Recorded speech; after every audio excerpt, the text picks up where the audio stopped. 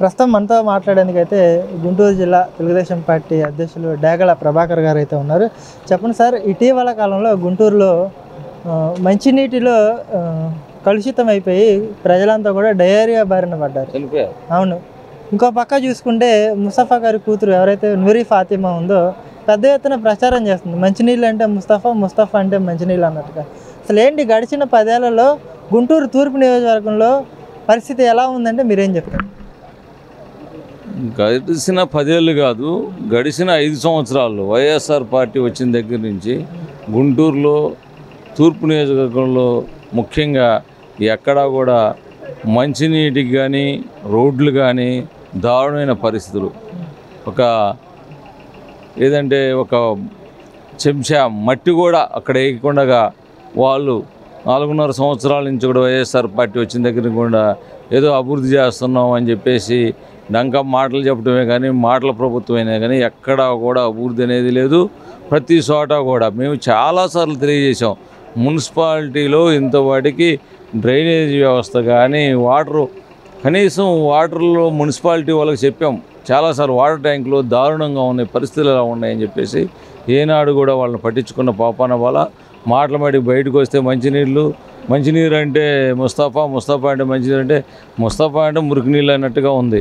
దానివల్ల ఇవాళ ఇంతమంది బాధపడుతూ ఇంతమంది కనీసం 3 చనిపోయారు, దాదాపుగా 2-3 చనిపోయారు.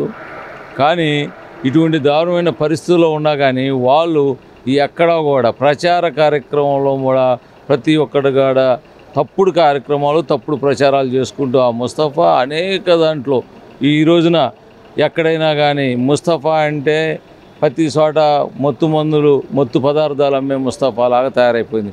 మంచినీటి ముస్తఫా అనేది పక్కన పెడితే మత్తు మందులు సరఫరా చేసే ముస్తఫా లాగా ప్రతి ఒక్కళ్ళ నినాదం ఏంటంటే గుంటూరు తూర్పు నియోజకవర్గం ఆయన వచ్చిన కాడి నుంచి అధ్వానంగా తయారైపోయి నాశనం చేసినటువంటి ఎమ్మెల్యే ఎవరైనా ఉన్నారంటే ముస్తఫా.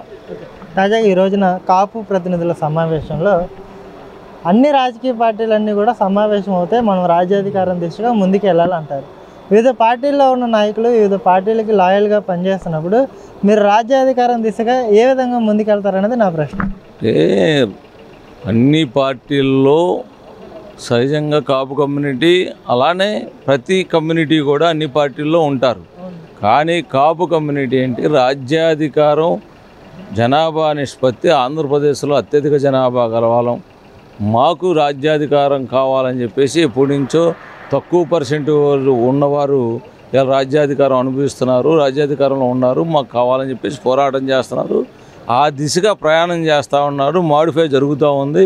ఈ రోజున కాపు కమ్యూనిటీ అత్యంత వేగంగా ఇలా ఇక్కడ చూస్తూ ఉంటే జాగృతి అనే పేరు మీద పెట్టారు. కాబట్టి డెఫినెట్లుగా రాను రోజుల్లో కాపు కమ్యూనిటీగా రాజ్యాధికారం చేజిక్కించుకుంటారని చెప్పేసి దానికి కావాల్సిన ఏదైతే కావాలో దానికోసం మేమందరం కూడా ఇవాళ ఇక్కడికి వచ్చేసి చెప్పుకోవడం జరిగింది. రాను రోజుల్లో రాను ప్రభుత్వంలో మాకు దామాషా ప్రకారంగా సీట్లు రావాలని చెప్పేసి రాజ్యాధికారంలో మాకు గౌరవప్రదంగా ఉండాలని చెప్పేసి ఇలా కోరుకుంటూ ఉన్నాం.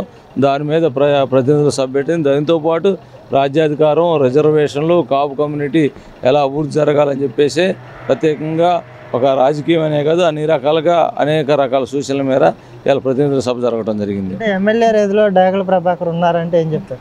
100% ఉన్నారు, అది అందరికీ తెలిసిందే.